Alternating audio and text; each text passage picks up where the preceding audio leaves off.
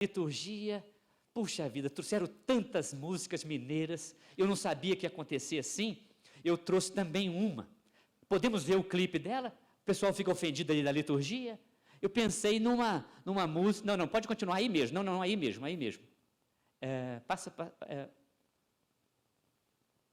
Mais uma. Passa mais, isso, é isso. É só clicar no... Eu queria que talvez apagasse a luz aqui. Não, volta lá. Está no segundo mesmo. Aí.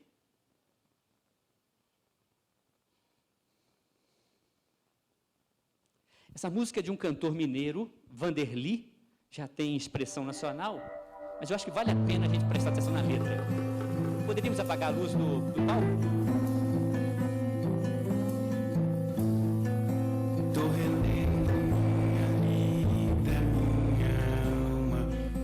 Amores, tô revendo minha vida, minha luta, meus valores, refazendo minhas forças, minha fonte, meus favores, tô regando minhas folhas, minhas faces, minhas flores.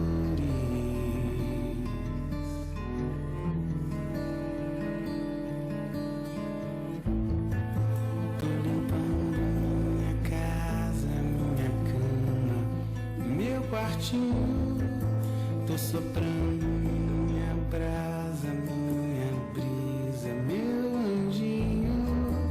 Tô bebendo minhas culpas, meu veneno, meu vinho. Escrevendo minhas cartas, meu começo, meu caminho. Estou podando meu jardim. Estou cuidando bem de mim.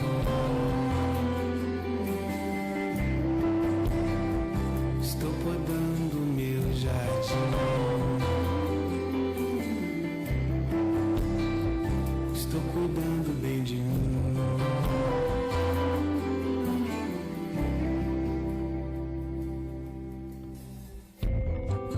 Tô relendo minha letra, minha alma, meus amores, tô revendo minha luta, minha vida, meus valores, refazendo minhas forças, minhas fontes, meus favores, tô regando minhas folhas, minhas faces, minhas flores.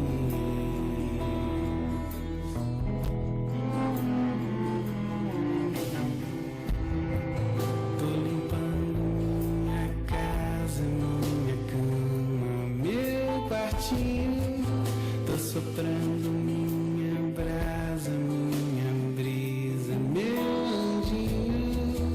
Tô bebendo minhas culpas, meu veneno, meu vinho.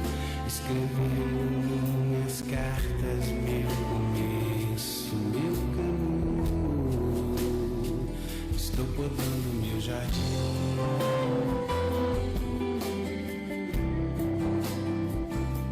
Cuidando bem de mim.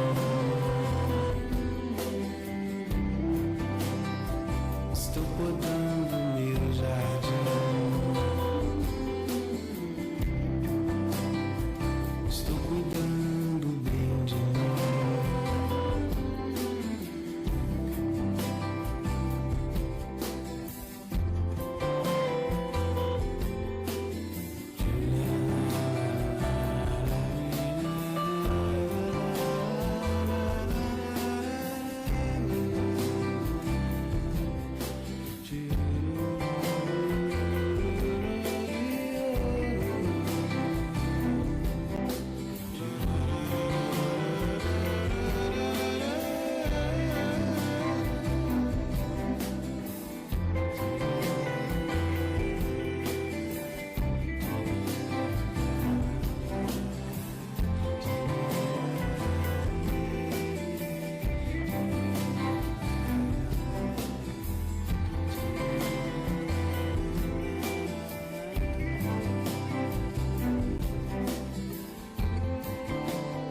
Essa música do Vanderly, a primeira vez que a ouvi com atenção, imediatamente eu recuperei a fecundidade do horizonte bíblico. O Gênesis ele tem duas narrativas bonitas da criação, né? Bem poética, bem metafórica, bem sedutora, mas a segunda delas fala que Deus criou um grande jardim. Eu acho que Deus revela ali as Escrituras que Ele queria que cada um de nós ou fosse jardineiro ou se percebesse como um jardim, que exige cuidado, né? É tão bonito quando você entra num jardim e percebe que ali está cuidado, né? Ali tudo transmite beleza, irradia ali o equilíbrio da vida. Eu gostaria muito que, ao partilhar com vocês aquilo que eu entendo por afetividade, né, pela intimidade da sexualidade humana, pela beleza que é a vida em família, isso no horizonte da reflexão ética, vocês entendessem isso dentro do espaço mais sagrado que é o nosso jardim interior. Por isso queria recomendar algumas leituras que eu vejo que são fundamentais para a gente conhecer mais profundamente a nós mesmos. Nesse campo, ligando afetividade e sexualidade, o livro do professor Júlio Faria Machado, ou Machado Faria, da UFMG, ele foi publicado, se não me engano, pela Vozes, a nova edição dele, Sexo e Liberdade, ou Com Liberdade, onde ele trabalha exatamente essa centralidade da afetividade na vida humana. Mas para quem quer viver isso e captar dentro dos dramas ou dos conflitos, do cotidiano da vida em família, há um livro, estava comentando com um grupo que estava vindo comigo, de uma escritora italiana, Susana Tamazzo, onde chama-se Vá Onde Seu Coração Mandar, onde uma avó transmite para a neta, né, a partir de conflitos vividos entre elas, aquilo que ela aprendeu da vida, que fez ela ser, né, o que ela é. Vá Onde Seu Coração Mandar. São 2 livros importantes. Agora, para quem quer ligar isso com o tema daqui a 2 dias, né, que o padre Marcelo vai trabalhar, no nível da espiritualidade, eu recomendo muito um livro da Tânia Rezende, um livro filhinho, Casas ao Sol, uma parábola da interioridade humana e o Deus da vida. Eu não me lembro a editora, mas com o título no Google a gente encontra, né? Casas ao Sol, compara a nossa vida a uma casa, né? Sempre sobre esse dinamismo amoroso de Deus, que não interfere, mas que sempre tende a iluminar, sustentar a nossa autonomia, as nossas buscas, o nosso aprendizado. Passa para mim uma lâmina aí, por favor. Eu queria, antes de começar, fazer uma singela homenagem a uma pessoa que estaria aqui comigo, trabalhando nesses 2 dias, esse tema com vocês. Talvez muitos pela juventude, estou vendo pelo rosto aqui, muitos jovens, talvez não tenham nem ouvido falar, mas era uma pessoa, não só em nível de Brasil, muito conhecida, deixou mais de 70 livros escritos, centenas de artigos, muita coisa boa, muita assessoria, as comunidades eclesiais de base, a igreja, né, a formação em geral, e ele tive a oportunidade de conviver com ele durante 25 anos. Então, em novembro de 2013, no encontro de um grupo chamado Emaús, Libane e eu fomos convidados pelo Beoso a dar uma contribuição na 28ª edição do curso de verão. Tínhamos publicado na época um livro juntos, chama Linguagem sobre Jesus, e ele me ajudou a fazer a linguagem das juventudes. Muito interessante, é bem ecumênico, das várias igrejas cristãs, e mesmo aqueles jovens que às vezes não estão em nenhuma igreja, mas aprenderam a ter admiração pela pessoa de Jesus, ou pelo rap, né, pela música, pelas diversas linguagens, né, que fazem a gente ter acesso a uma experiência, uma linguagem sobre Jesus. Ele criou essa coleção, era prevista para 8 volumes, foram publicados 8.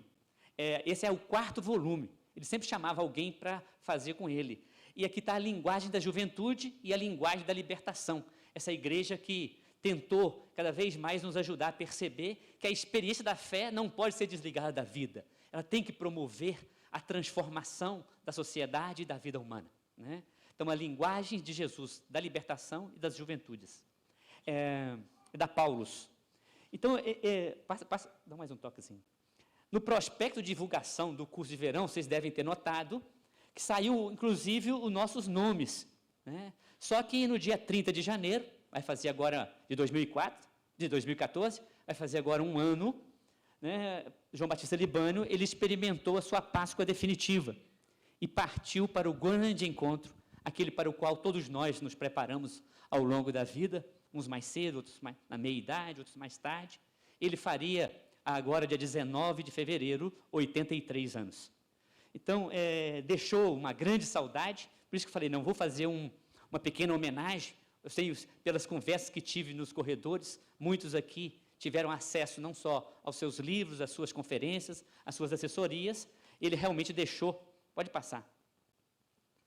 Eu não poderia começar sem antes prestar-lhe essa homenagem. Libânio foi meu grande mestre, educador na fé cristã, e educador da fé cristã não só pelo que ele dizia, mas pelo que ele vivia, pelo que ele, né, coerentemente externalizava nas suas atitudes. Tive a oportunidade de tê-lo como meu diretor espiritual, foi meu orientador de estudos no mestrado, estava preparando para sê-lo no doutorado, incentivador e amigo precioso ao longo dessas quase duas décadas e meia. Por ele desenvolvi os mais profundos sentimentos de amor e afeto filiais. Por isso, nós vamos abordar aqui o tema da afetividade, eu tenho que partilhar publicamente com vocês. Com Libânio, vivi uma linda história de amor. Como tantas vezes acontece entre as pessoas. No nosso caso, primeiro ele me seduziu na sala de aula. Foi meu professor de diversas disciplinas na teologia. A partir daí, ele foi meu diretor espiritual, desenvolvemos amizade. Deparamos, então, darmos cursos juntos, assessorias juntos. Então, fomos irmãos no caminho da fé cristã, e por fim, nos últimos 8 anos, o sentimento que mais brotou entre nós foi aqueles que acontecem entre pai e filho. Talvez pela caminhada que tivemos, Libânio me conhece mais do que meu próprio pai biológico, pela oportunidade que tivemos de conversar intimamente aquilo que somos. Então é muito interessante. Queria pedir a vocês 1 minuto de silêncio, em homenagem a essa pessoa tão linda, tão extraordinária, por favor. E nesse silêncio, um silêncio que faz prece a Deus, de louvor e agradecimento por essa pessoa que nos fecundou e nos ajudou a sermos melhores.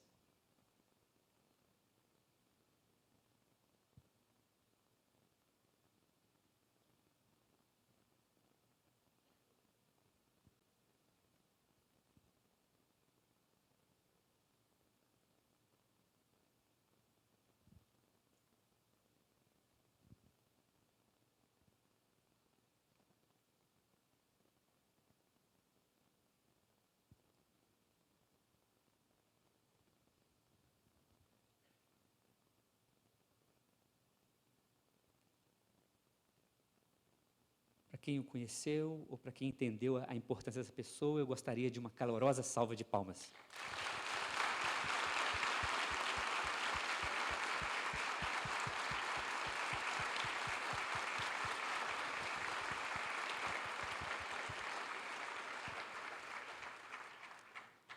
O Roberto Freire, não o político, o anarquista, no livro Ame e Dê Vexame, ele fala que a gente tem que aprender a publicamente externalizar as nossas experiências de afeto profundo.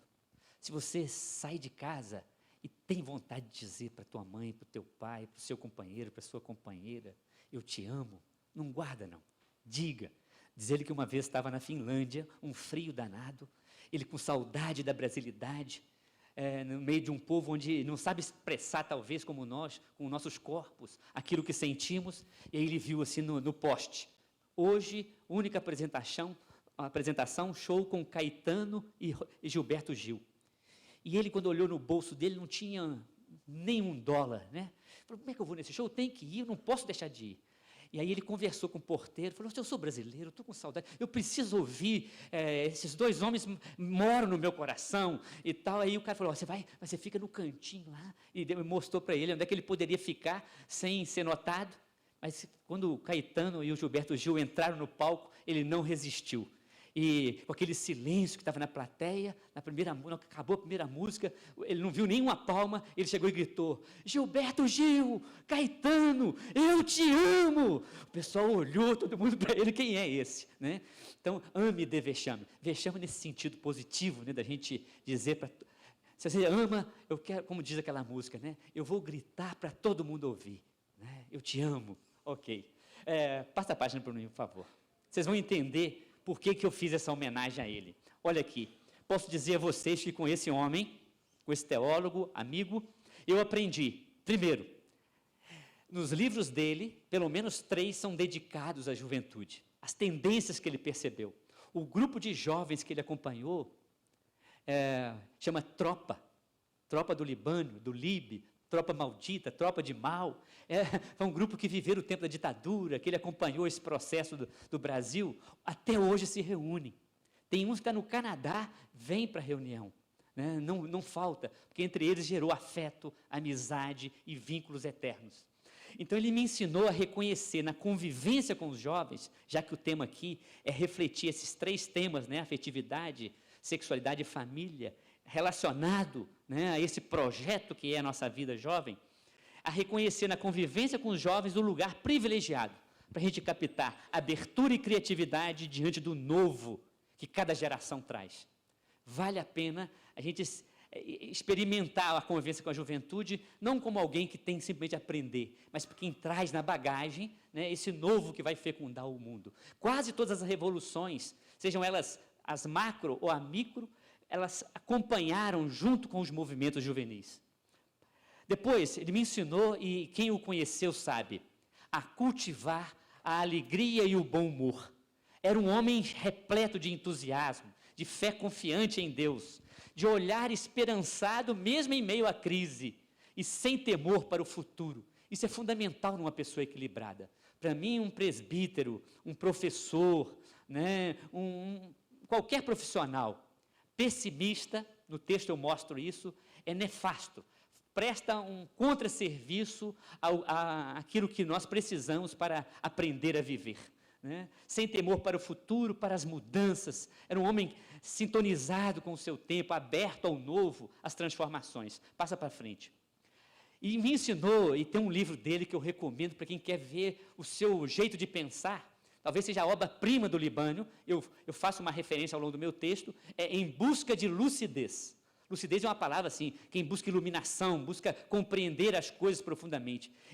Esse livro, Em Busca de Lucidez, O Fiel da Balança, da editora Loyola, ele fala exatamente dessa desconfiança, como bom mineiro que era, que a gente deve ter entre os extremos, entre as leituras, ou ele chamava de extremistas, né, ou polarizadas, tanto as elaboradas com a acidez do pessimismo trágico, igual uma pessoa que eu conheço em Belo Horizonte, tem 12 anos que eu conheço essa pessoa, todas as vezes que encontro com ela, Edivar, esse ano acaba o mundo, estou vendo que o Brasil está quebrado, não, assim, tudo para ele está ruim, está negativo, ele só consegue ver nessa lógica. Então, quanto mais ele é alimentado pela revista Veja, ou por determinadas leituras que a gente vê por aí, ele se alimenta, está vendo, não estou falando com você, o mundo está cada vez mais pior, ele só olha para o pior. E agora tem pessoas que têm o outro extremo, né? Ela não percebe criticamente que a gente precisa mudar em algumas coisas, que algumas coisas não estão boas no nosso relacionamento, na nossa vida profissional, na nossa vida espiritual, e precisa de ser sacudida, né? A pessoa precisa de uma leitura, de um amigo que fala a verdade, né? Que nos descortina. Então, esse equilíbrio entre os dois extremos é fundamental, né? Nem o otimismo ingênuo, que nos foge da realidade, e nem também a acidez trágica do pessimismo. Passa para frente. Acolher as pessoas, isso ele me ensinou com exemplos. O seu modo de se relacionar com as pessoas, especialmente as mais simples, aquelas que às vezes socialmente nós somos deseducados a olhar como se não tivesse nada a nos ajudar, nada a colaborar, nada a fazer desse mundo um mundo melhor. E ele olhava para aquelas pessoas e relacionava com elas, tentando mostrar a importância. No dia da morte dele, no velório, uma senhora, praticamente analfabeta, chegou e falou assim: esse homem foi aquele que me fez me perceber importante para Deus. Olha que testemunho lindo, né? Um homem que, então, nos ensina a acolher as pessoas e a reconhecer. Atenção que nós vamos refletir no horizonte ético, e aqui eu antecipadamente apresento o critério ético maior. Aprender a reconhecer a igual dignidade, as potencialidades das pessoas, mas também a presença da ambivalência. Esse conceito é muito importante. E da imperfeição, do inacabamento, da necessidade de melhorias constantes que nós temos. Quer dizer, nós somos sempre luz e sombras, como fala o Evangelho, trigo e joio. Então, cada um de nós, se a gente esperar manter uma vida familiar, quando a gente encontra pessoas perfeitas, nenhum relacionamento vai ser entre pessoas perfeitas. Entre pessoas. E pessoas são, assim, seres em construção, né? Então, é muito interessante. Pode parar aí um pouquinho. Então, essa homenagem, ela não é à toa, ela está bem ligada ao que nós vamos conversar aqui. Mas como eu vi duas pessoas cochilando, ontem à noite foi muito importante para essa pessoa, né? Com todo respeito. Mas como aqui eu não quero que ninguém cochila, eu queria pedir a vocês uma sintonia. Como é que nós vamos fazer essa sintonia? Atenção aqui, gente, especialmente quem está cochilando, atenção aqui. Vamos fazer o seguinte, antigamente existiam uns barcos que não tinham motor, que chamavam de galeras. E as galeras, quem viu aquele filme El Cid, mostra com perfeição, porque ele era movido a escravos. Aqui não tem ninguém escravizado, ao contrário, um dos papéis do curso de verão é nos libertar para a vida que Deus pensou para os seus filhos e filhas amados. Mas as galeras, elas tinham assim, no fundo, no seu casco, um lugar onde ficavam 3 a 3 de um lado, assim como se fosse e no meio um corredor, uma igreja, e ali os remos saíam nas janelinhas, e eles tinham que remar sincronizadamente, senão um remo batia no outro. Aqui nós não vamos remar, nós vamos bater palma. Mas quando eu abaixo, ficava uma pessoa no meio do barco, e ela marcava o ritmo que queria que o barco navegasse. Então nós vamos fazer o seguinte, na hora que eu abaixar a mão aqui, eu vou pedir para a gente bater uma palma sincronizada. Uma palma só, cada vez que eu abaixar a mão. Pode ser? Então tira o livrinho do lado aí por acaso. Atenção, todo mundo junto? Não, mas pode melhorar muito. Tem uns cochilando. A gente tem que ser sincronizado. Juntos. Melhorou muito, hein? Mas vamos melhorar mais, quer ver? Calma aí, gente. Calma aí. Olha a sincronia. Vocês não aprenderam, não? Que tem que ser um olho no padre e um olho na missa? Né? Olha que interessante. Tem que ser sincronizados. Vamos fazer o seguinte. Eu vou me permitir dividir aqui ao meio. E nós vamos fazer para cá ou para cá. Eu quero localizar onde estão as pessoas desafinadas. Vamos fazer o seguinte, vocês me ajudam aí do lado. Quem está batendo fora da sincronia? Só o lado de cá, por favor. Tá vendo? Tem 2. Vamos ver o lado de cá, por favor? Todo mundo? 2 só, tá vendo? Tem pouquinho, mas esses vão entrar no ritmo. Agora, todo mundo juntos, por favor. Um dia eu pedi a um jovem para vir aqui e fazer isso. Pois ele fez no ritmo de uma música do Pink Floyd. Nas palmas. Não sei se é no Pink Floyd, desculpe se eu estou errando a banda. Nas palmas, eu achei maravilhoso. Depois ele ainda somou com os pés. E fomos todo mundo no ritmo, né? Aqui nós não vamos fazer, porque nós estamos com um tempo limitado, mas só juntos uma palma para acordar agora os 4 que estão desafinados. Atenção, todo mundo junto? Agora uma salva de palmas para vocês. Ok. Beleza, gente. Pode passar. Bom, gente, como introduzir-nos ao tema? Já estamos inspirados, afinados, então agora acho que a gente pode avançar. Veja bem, o nosso desafio maior não é tanto aqui refletir ou falar sobre os temas, mas falar sobre eles a partir do horizonte da reflexão ética. Então é um desafio que a gente tem que, no mínimo, prestar atenção. Por isso que eu perguntei ali, o que significa refletir sobre um tema à luz da reflexão ética? Guardem isso, porque muitos autores escrevem muitas páginas. Ainda mais eu que sou professor de filosofia, eu leio tanta coisa sobre isso e percebo que nem todos deixam de pecar pela clareza. Eu tentei não cometer esse pecado, não sei se consegui. O que é refletir sobre algo à luz da reflexão ética? Primeiro, é reconhecer essa reflexão como a nossa morada. Nós fomos feitos não para agir no automático. É claro que nós podemos viver várias coisas no automático, ainda mais nesse corre-corre que vivemos. Mas viver a afetividade, a sexualidade e a vida em família no automático é trágico. Por isso que fazer da reflexão ética, nossa morada, trata-se de avaliar-se continuamente o como estamos vivendo. Sejam os costumes que nós recebemos do passado, atenção, porque nós recebemos muita coisa boa dos antigos, mas em diálogo com as novas possibilidades, com as novas propostas, com as críticas que a nova geração faz. Então, esse diálogo entre o passado e o presente é fundamental para a gente buscar, atenção, que é o mais importante eticamente, para uma reflexão ser ética. Nós temos que visar, em vista da maior concretização histórica da dignidade da vida humana e de cada pessoa. Então, é uma reflexão que busca o melhor caminho, a melhor alternativa viável, possível. Nós não podemos sair da realidade. A reflexão ética é sempre aberta. Porque eu vou mostrar. Passa para mim, por favor. Como cada um de nós é imperfeito, histórico e processual, toda reflexão ética que se preza, atenção, ela não fecha o balaio. Ela não tem a pretensão de ter chegado à última palavra. Ela é sempre aberta, dialógica, né? Então, ela sofre positivamente de um constante processo evolutivo. O jeito de viver a sexualidade hoje é muito diferente do que já foi, e é bom que seja assim. Agora, perdemos nessas mudanças sabedorias? Vamos refletir. O que precisamos resgatar? É nesse sentido que a reflexão ética vai. O sujeito ético deve cultivar isso. Abertura de diálogo entre as gerações.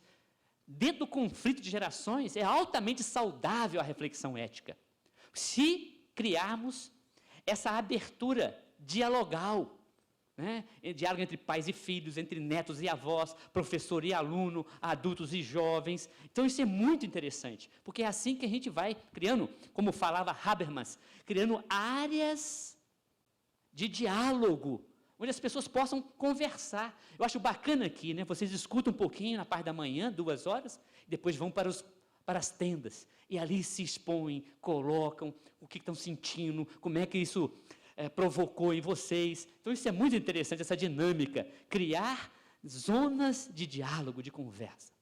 É claro que tem hora que a reflexão ética pede silêncio. É o momento de você estar com você mesmo, internalizar, dizer como que isso chega ao mais profundo de você. Passa para mim. A reflexão ética, ela tem como característica a abertura crítica em relação às problematizações e proposições colocadas pelas novas gerações, mas um diálogo crítico com as fontes de sabedoria das tradições. É muito bacana quando a gente consegue fazer essa ponte, né, entre o passado e o presente para que o futuro seja sempre melhor. Essa é a perspectiva da reflexão ética. Por isso que a ética é que faz a moral avançar. Eu lembro de uma mulher conhecida no Brasil como Leila Diniz. A primeira vez que ela foi à praia, grávida, com a barriga de fora, foi um escândalo, né? Se vocês recuperarem os jornais da época, hoje vários jornais estão digitalizados, foi uma mulher sem vergonha, tratada como uma mulher sem linha, né, que não merece valor. E, no entanto, né, ela estava quebrando um tabu. Né? Olha como é bonito hoje a gente ver uma barriga, não sei se é porque eu estou fecundado, né? Uma barriga grávida, né? Lá em Belo Horizonte tem um hospital que faz curso para casais grávidos. Olha que bacana, curso para casais grávidos. E o cara tem que colocar mesmo uma barriga, né? E ele tem que abaixar para ele sentir na própria pele o que a mulher está passando, para juntos assumirem essa beleza que é a transmissão da vida e os cuidados primeiros que necessitamos. A reflexão ética, ela orienta... Não, por princípios e valores avaliados como capazes de, da forma mais universal possível, nem sempre é possível, ela garantir a dignidade da vida e da pessoa humana nas situações que a gente vive. Então, vou dar um exemplo. Uma menina de um curso em Belo Horizonte, não era minha aluna, segundo período da faculdade, ela conheceu um filho da PUC, no corredor, e naqueles 10 minutos ali, que tem um intervalo de uma aula e outro, ela estava com a afetividade aflorada, e ele também, e ali começaram um relacionamento, ele era de outro curso, só que ela tinha uma característica singular. Ela, aos 14 anos, perdeu a mãe, foi criada pelo pai, e tinha um irmão mais novo, que ela ajudava a cuidar, como irmã-mãe. Só que ela conseguiu uma bolsa de estudos do ProUni, e entrou para o sonho. Na família dela, ninguém tinha entrado para a universidade ainda. Ela estava abrindo com a bolsa. Só que no segundo período, ela tão deslumbrada por ser filha da PUC, que acabaram assim, vivendo de qualquer maneira a afetividade e o desabrochar da sexualidade, quando ela se viu grávida. Só que tinha 3 meses de relacionamento. E aí ela conta para uma amiga, que não teve coragem de contar para o pai. E a amiga era minha aluna, já tinha visto nas minhas aulas, nós conversarmos sobre educação sexual, uma série de temáticas ligadas a isso que nós estamos conversando aqui. Então ela falou assim: ô professor, você não pode conversar com uma amiga minha, não? Porque ela fez ela me antecipou, ela fez aquele teste de farmácia, porque ela falou que estava atrasada a menstruação, e deu que ela está gravidíssima. Porque disse que tem que esperar um pouquinho, né? Logo quando ela colocou, já deu, gravidíssima, o negócio estava intenso. E aí ela me procurou, com aquele medo, aquele receio de ser rejeitada, de ser abandonada pelo companheiro. E o cara realmente foi um filho da PUC, porque, para não falar outra coisa, porque na hora que ela contou para ele, a primeira coisa que ela ouviu, sabe o que foi? Oba, nós vamos ser pais? Não, não foi isso não. Você tem certeza que é meu? Assim. E depois veio com uma conversa o seguinte: olha, eu consegui um endereço em Contagem e um dinheiro com o meu padrinho. Olha que padrinho, hein? Para você interromper, nós não temos condições de colocar essa criança no mundo agora. Olha que tema interessante da gente conversar, bem ligado à nossa vida concreta, como ela é. E é interessante porque ela me procurou nesse meio termo. Eu falei assim: e que hora que você vai contar para o seu pai? Você não quer que eu chamo para a gente conversar, uma conversa de adultos? Você precisa de apoio. Essa menina tinha 20 anos, vivendo toda essa intensidade, né? E começando um segundo período da faculdade. Né? O que é melhor nessa hora? Então, ela concordou de contar para o pai, mas não queria a minha presença. E aí ela veio me contar na semana seguinte, que meu pai primeiro queria vir conversar com ele, eu não deixei com o rapaz. Mas ele simplesmente ajoelhou, abriu a minha blusa, deu um beijo na minha barriga. Olha que gesto. Isso ela me contou em lágrimas. E falou assim: minha filha, eu não queria ser avô agora, mas conta comigo, porque daí vier. Ô, gente, uma salva de palmas para esse pai que... quem dera se toda a estrutura familiar a gente vivesse esse porto seguro, ou como eu chamo no texto, essa plataforma de lançamento para a vida, onde a gente sabe que ali eu posso contar, eu posso ser eu mesmo, mas depois a gente fala sobre família. Mas a reflexão ética é isso, numa situação concreta, o que vamos fazer? Qual é a melhor alternativa? Essa foi assim, mas em outra situação mais complexa, né? Como uma menina que eu tive acesso, aos 15 anos violentada, e na violência do estupro ficou grávida. O que fazer nessas condições? Quer dizer, não temos resposta, a ética é sempre aberta. Ela implica que, como somos seres de reflexão, essa é a nossa morada, nós tenhamos que, não com pressa, se debruçar sobre aquela realidade concreta e buscar, entre todas as alternativas viáveis, a mais adequada. Aquela que vai garantir, né, melhor a dignidade da vida de cada um de nós. Passa para frente. A reflexão ética prima-se pela busca da melhor alternativa entre as possíveis e viáveis. Isso que é fundamental. Pode ser que depois, mais tarde, a gente descubra, naquela época, se eu pudesse voltar, eu teria feito outra escolha. Mas, na hora da escolha, para a sua consciência ética ficar tranquila, você tem que falar assim: olha, naquele momento, eu fiz o que eu deveria fazer. aquilo que a minha consciência ética me mostrou como a melhor saída, a melhor alternativa, depois de muito pensar, de trocar ideias. Então, é fantástico quando a gente cria exatamente uma boa roda de amigos, de pessoas que você confia, que você pode se abrir, trocar ideia, perguntar. E que bom que a gente encontre isso dentro de casa. Quando não encontra, é preciso buscar fora. E às vezes num terapeuta, num amigo, num diretor espiritual. É muito interessante quando a gente consegue esse ombro amigo, esse colo, como fala a Cora Coralina, né? O que dá sentido à vida é isso. Muitas vezes um colo, um ombro amigo, uma lágrima que corre junto, coisa simples, mas que transmite isso que nós vamos conversar aqui: afeto, confiança, sexualidade, né? E nos faz sentir que nós não estamos sozinhos, que nós somos juntos, nós somos família. A fé cristã tem essa pretensão de fazer com que todos nós nos sentimos família de Deus. Bom, mas depois nós vamos conversar sobre isso. Olha que interessante. Ocupa centralidade entre a reflexão ética, ela não é assim, solta. Ela precisa de princípios, de valores que ajudem a gente a pensar aquela realidade vivida para buscar ali a melhor alternativa. Então eu coloco assim: o valor ético maior é a defesa e promoção da dignidade da vida. Mas isso é abstrato na hora do concreto. Então a gente tem que se cercar de alguns valores e princípios. Por exemplo, em princípio, todo ser humano tem a mesma dignidade. Ah, mas ele tem mais dinheiro. Ah, ele mora na Zona Sul. Ah, ele tem isso, tem aquilo, ele tem estudo. Essas singularidades não podem fazer com que a gente perca essa igualdade fundamental, sem a gente pagar um alto preço, que nós estamos vendo aí, uma sociedade injusta, desigual, onde um tem de tudo sobrando e outros de tudo faltando, né? E mesmo a gente, às vezes, se falando, todos somos membros da humanidade. Olha, depois da Segunda Guerra Mundial, é recente na história da humanidade, quase todos os países já são signatários, assinaram o termo, a Declaração Universal dos Direitos Humanos. Ou seja, essa igualdade fundamental é que nos ajuda a pensar que eu não posso me safar de uma dificuldade pisando na vida de outras pessoas. E isso, em termos de afetividade, sexualidade, é trágico.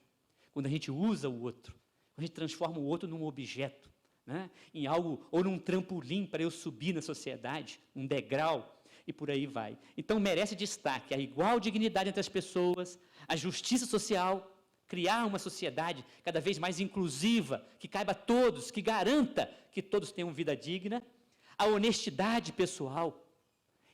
O meu avô um dia me falou assim, olha que experiência afetiva de aprendizado. Tostão era como ele me chamava em casa, porque eu sou um tostãozinho, vocês estão vendo, né? Tinha um jogador também, chamava Tostão, então ele brincava, porque tinha o tostão do dinheiro, né? Que era uma coisinha à toa. Eu era um menino pequeno, agora eu sou um homem pequeno, vocês estão percebendo, né? Mas, então ele me chamava carinhosamente de Tostão. Então ele falava assim: ô Tostão, o que é mais importante no bolso de um homem? Uma caneta ou dinheiro? A tentação da gente falar que o dinheiro é imediata, né?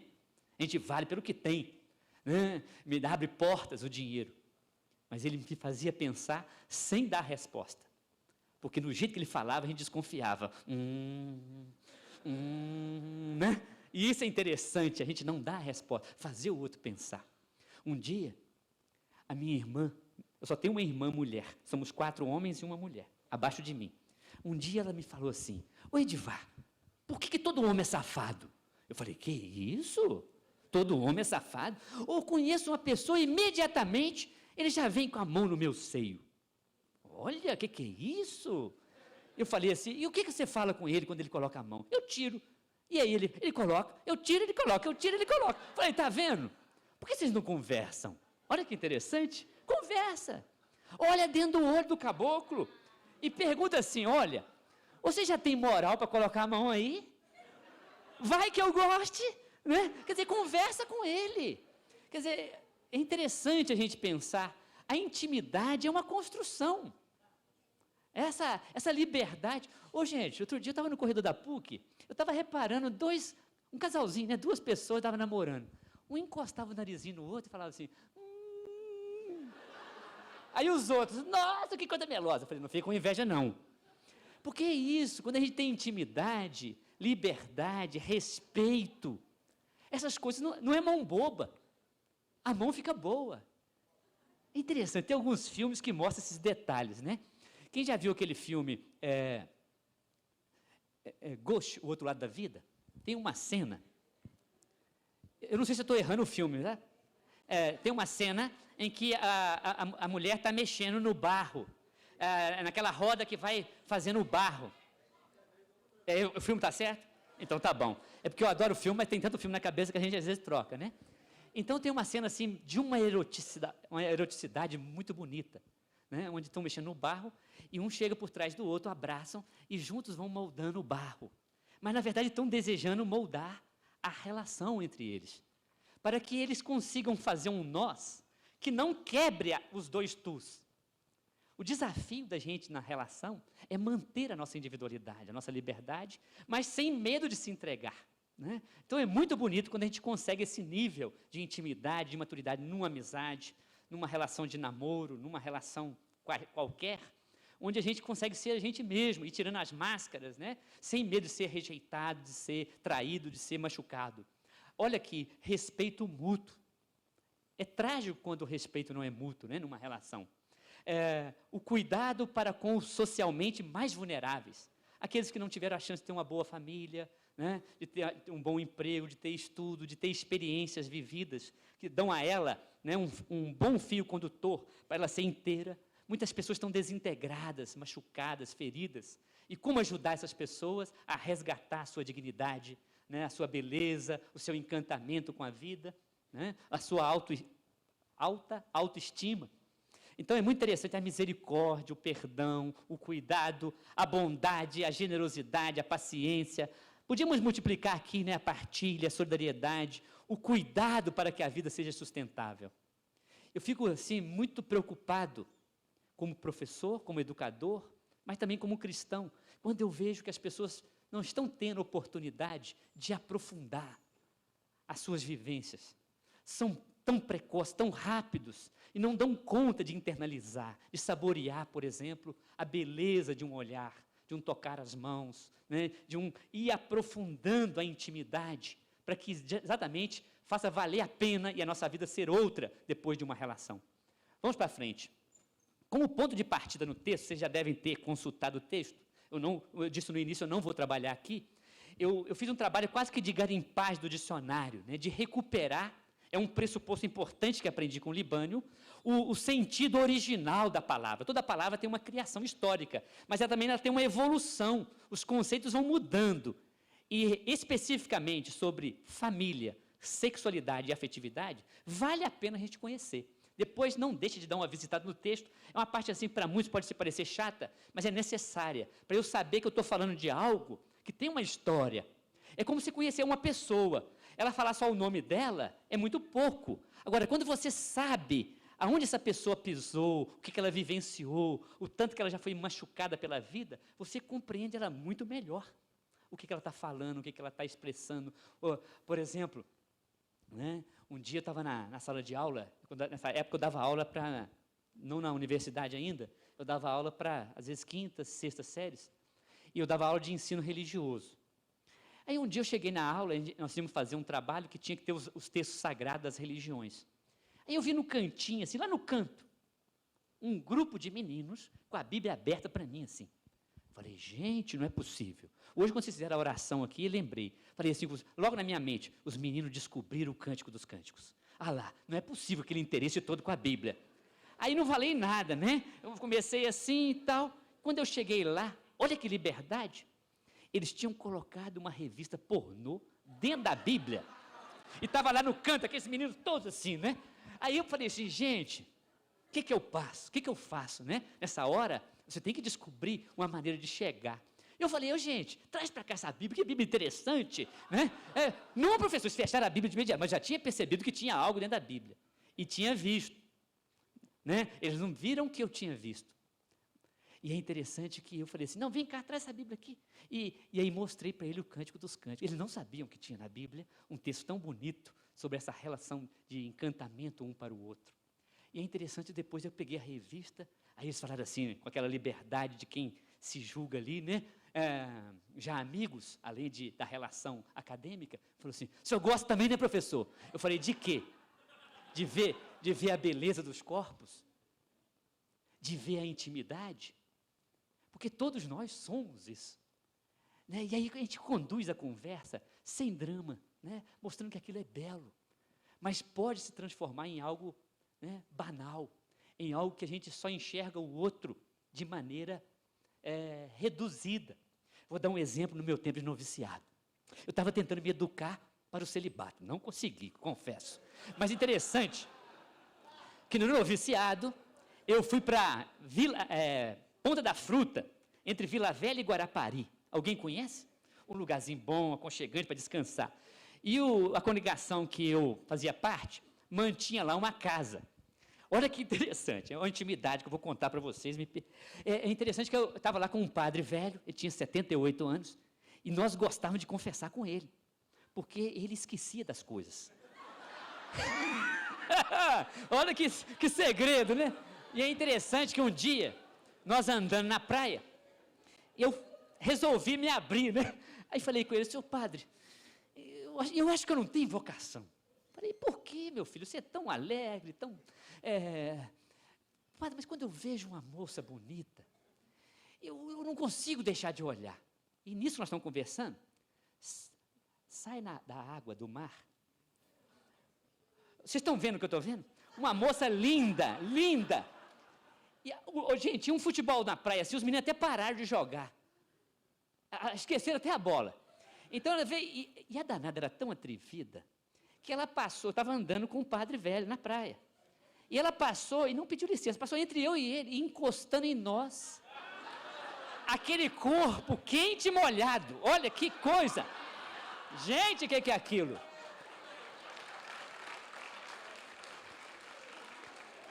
Só que antes dela passar, o padre estava falando comigo assim, meu filho, não se preocupe com isso. Quando você chegar com 70 anos, você não vai se preocupar com essas coisas. Só que ela encostou em nós, e eu e o padre... gente, ele falou comigo assim, uma coisa que eu nunca esqueci. Vamos aumentar para 80. Quando nós chegarmos com 80 anos, nós não vamos achar bonito uma coisa dessa. É interessante isso, porque... Aí, rapidamente, ele puxou a conversa para aquilo que interessa e falou assim, o que você viu? O que você viu? E aí que é interessante a conversa aprofundar. Quando olhamos para uma pessoa bonita, o que nós vemos? Quer dizer, o que o nosso olhar foi educado a ver? E isso diz muito do que está dentro de nós. E aí eu fico pensando, como educador, qual será as consequências de uma sociedade que permite, desde a mais tenra idade, um acesso internetico, né, a uma pornografia de péssimo gosto? Crianças, como é que eles vão educar o seu olhar, o seu compreender, quando olharem um para o outro, quando olharem no espelho? Né? Então é muito interessante quando a gente tem como ponto de partida a originalidade dessas questões, porque isso sempre fez parte da vida. Agora, a linguagem humana é que tece o mundo que nós, tal qual nós compreendemos. O mundo humano é feito de palavras. Uma palavra pode jogar alguém no buraco ou tirar, dar força à pessoa para ela se soerguer. Por isso, passa para mim. Eu queria provocar vocês, não pelo texto, mas por um vídeo de 10 minutos, na verdade 9. Vocês conseguem sem dormir, por favor? É um vídeo conhecido, ele está no YouTube, né? Você consegue depois ver com mais detalhe. Mas aqui, para o que nós vamos conversar, eu gostaria muito que vocês prestassem atenção, porque ele está em inglês, tem legenda. E se a gente não lê, a gente perde. Claro que a gente tem que olhar a imagem, mas ao mesmo tempo, né? Eu quero que vocês aprendam a olhar esse vídeo com um olhar esperançado. Porque ele tenta, foi uma pesquisa nos Estados Unidos, não é a nossa realidade, mas ele tenta mostrar para onde está indo a geração jovem incluída no mercado. Vamos ver se ele consegue traduzir aquilo que vai nos provocar a aprofundar a afetividade, a sexualidade e o projeto de vida em família. Vamos lá.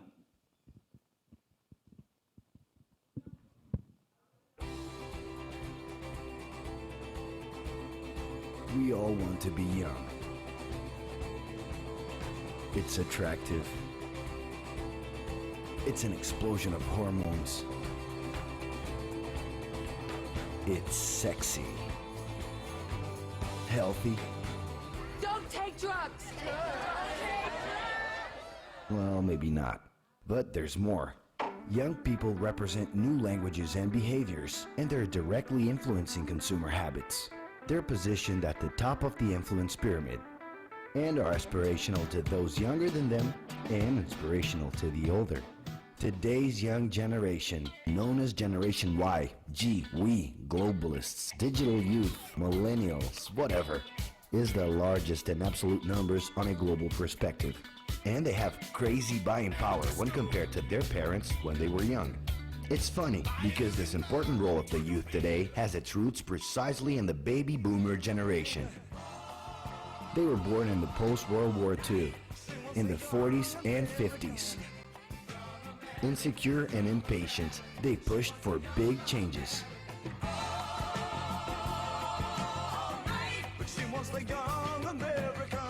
They were the first generation to conquer the right to be young, inventing what came to be known as the youth lifestyle. If your time to you is worth saving, then you better start swimming or you'll sink like a stone, for the times they are a-changing. They were handed the keys to the house and the freedom to come and go. They took over the academic centers, big festivals, and streets. Because of this, they were nicknamed Liberated Youth. From the outside, it seemed they were a little nutty, but the talk of peace, love, free sex, and flower power stayed influencing behavior till today. And actually, all of that must have been pretty fun. And speaking of fun, we can't forget about Generation X. Born in the 60s and 70s, they enjoyed the rights conquered by the baby boomers, living a guilt-free search for pleasure. Life moves pretty fast. If you don't stop and look around once in a while, you could miss it. Uneasy and enthusiastic, they pushed for new major changes. Inside their houses, they're the bosses of their bedrooms and have taken control of their individualities.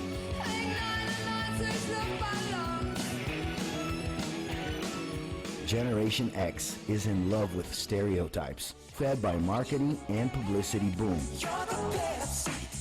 As much as in the corporate universe as in entertainment, Generation X is remembered as the competitive youth.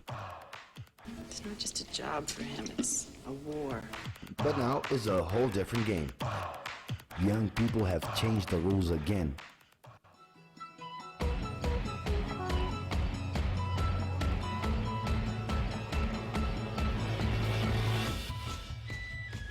Known as the first global youth, millennials not only have the keys to their house and their domain, they have also taken over the world. Yeah, full access to it. Steered by the internet, their identities are transcending the place they're from.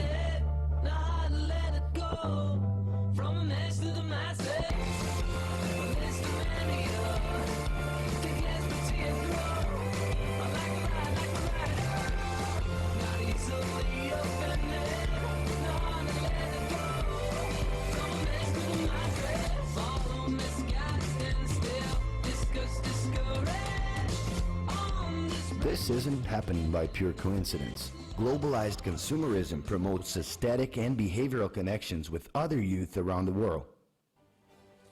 The internet is allowing personal content to gain stratospheric dimensions, where everything can be remixed. Whoa, that's a full rainbow. All the way. Double rainbow. Oh my God.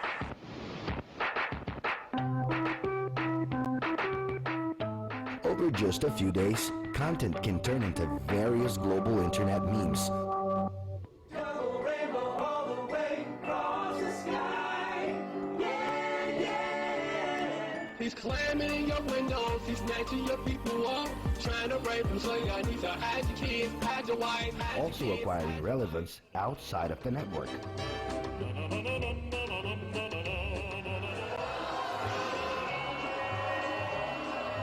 Obviously, all of this has consequences. The excess of information and possibilities is causing this young generation to have general chronic anxiety. It's getting more and more necessary for them to choose the right filters to organize their experiences with all of that content and people in their lives. The fear of being overwhelmed and lost among the crowd forces them to use hyperbolic languages to express themselves. I am like so in love with Twilight. Leave Billy alone! It's not always easy to understand what millennials are saying. That's because they've developed a non-linear way of thinking that exactly reflects the language of the internet, where an infinity of subjects can be followed at the same time. For these millennials, it is natural to start out with something and end up in somewhere else. But do not panic. It's organic. Today, it's cool to know and be various things at the same time. It's a lot different than in the 80s when young people had radical vision about the power of groups. You were one thing or another. In the 90s, the power of the tribes was no longer such a cool thing to be associated with. Some started calling themselves normal in order to pass through the different groups. Today, being normal has become boring. And in spite of neutralizing differences, it is cool to express them. All the single ladies, all the single ladies, all the single ladies, all the single ladies, all the single ladies, all the single ladies, all the single ladies. It is possible to be a surfer, DJ, rocker, nerd, cinephile, designer at the same time. We're talking about the most plural youth generation in history. It is a plurality which guarantees that the young can simultaneously recognize themselves even with their personal differences. Their new extended social network has resulted in a bigger number of short-term style personal relationships. It is also visible in their work, in which traditional career plans and hierarchical systems are losing strength. More and more, they want to unite work with pleasure. But that's not so they can achieve a hedonistic lifestyle. Pleasure comes in pre-programmed breaks. Young millennials are pragmatic. They're also more realistic. Their big idols aren't the most idealized figures, but instead are common people who realize small possible dreams that aren't utopic. They are the faces of the new economy, ruled by open source and crowdsourcing and independent initiatives that, with the power of the internet, can have an immeasurable impact. This collective conscience is the zeitgeist of the future, leading to a scenario of opportunities. But it's not easy. The new is always intimidating. A lot of things that were not immediately understood in the past are today considered natural behavior. You can understand and take part, or comfortably sit and follow along. In the end, to be young is sexy and fun, but it's a lot more than that. It comes with questions and big ambitions. If you think you already know enough and are at peace with your place in the world, well then congratulations, you're officially dead. More than ever before, in order to understand the world, it is necessary to understand these youths, who are the catalysts to big changes. And there's an added bonus. To understand the evolution of the world is a search that could keep us young forever.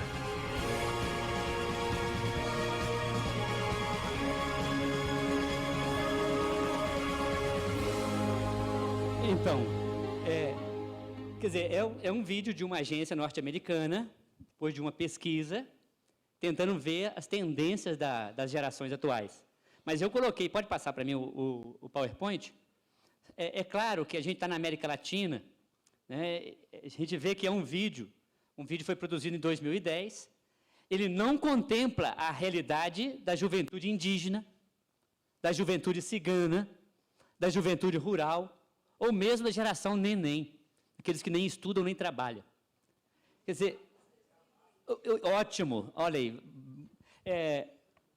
Não obstante a isso, ele não deixa de ser interessante nas provocações que nos fazem, para a gente pensar, né, para onde estão caminhando as juventudes. Mas ele traz algo que para nós, eu creio que seja importante como chave de leitura para o que vamos fazer aqui. Ele faz uma leitura provocante das tendências atuais percebidas nas vidas dos jovens. Depois, é claro que aqui, com a iluminação, nem sempre, mas vale a pena. Eu assisti esse vídeo com o Libânio ainda vivo, e nós conversamos muitas coisas interessantes. Eu quero partilhar algumas com vocês. Passa para mim. Rapidamente, antes da gente entrar propriamente no tema. Ok.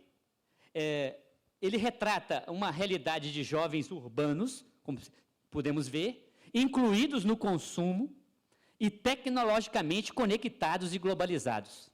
Quer dizer, esse é o foco, né? Quem contratou e pediu esse vídeo tão interessado em ver os jovens como consumidores, como mercado de trabalho, como incluí-los nessa lógica. Agora, é interessante que essa chamada geração milênio, que desde da mais tenra infância, né, já nasce nesse mundo que tende à urbanização e que coloca a pluralidade cultural, sexual, religiosa o tempo todo, deu a essa geração algumas características que são importantes para a gente abordar o tema da afetividade, da sexualidade e da família. A chamada geração milênio traz na bagagem uma concepção de realidade social inédita para o que nós chamamos hoje de aldeia global. Aldeia global, nós consideramos o mundo hoje conectado, a gente sabe imediatamente o que está acontecendo.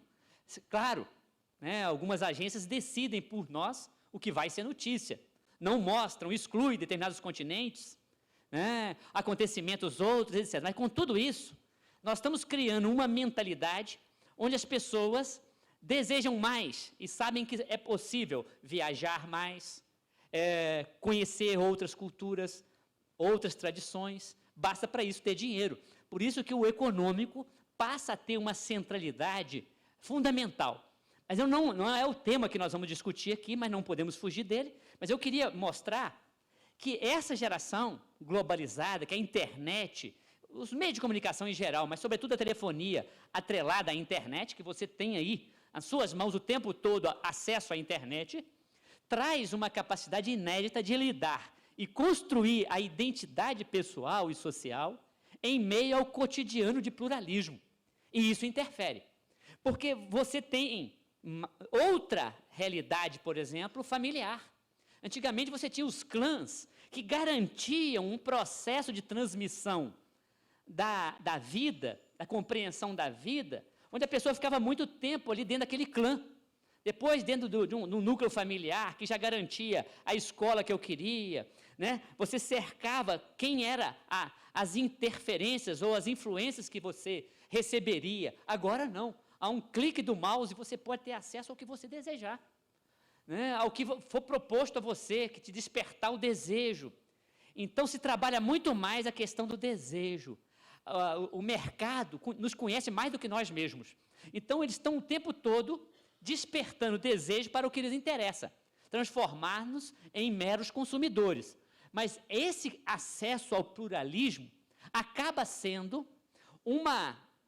dando um know-how ou uma experiência que é profundamente libertadora, tanto no nível pessoal como social. Vamos para frente. É o que eu tento mostrar aqui, que essa geração desenvolveu uma extraordinária capacidade de lidar com mudanças culturais, sexuais e religiosas. É algo inédito, mas é interessante que isso não acontece sem conflitos.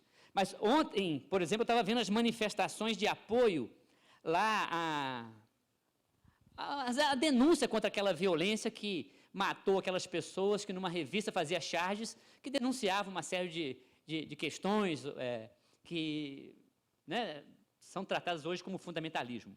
Mas eu citei como exemplo uma cineasta brasileira que estava em viagem, ela é jornalista e cineasta, e ela foi visitar ali o Oriente Médio, e ela percebeu um conflito entre uma cidadezinha da Cisjordânia, na divisa com Israel, e essa cidadezinha virou, essa experiência virou um filme. Eu ganhei esse filme do Frei Beto, eu acho que vale a pena a gente trabalhar nossos grupos de discussão, chama Budros, é o nome da cidadezinha, não é um termo que a gente lida no cotidiano, mas ali, o filme dessa cineasta é exatamente a filmagem ao vivo do conflito.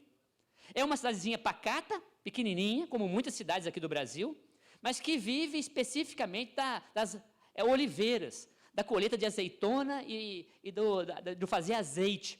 E essa comunidade vive assim bem durante milhares de anos.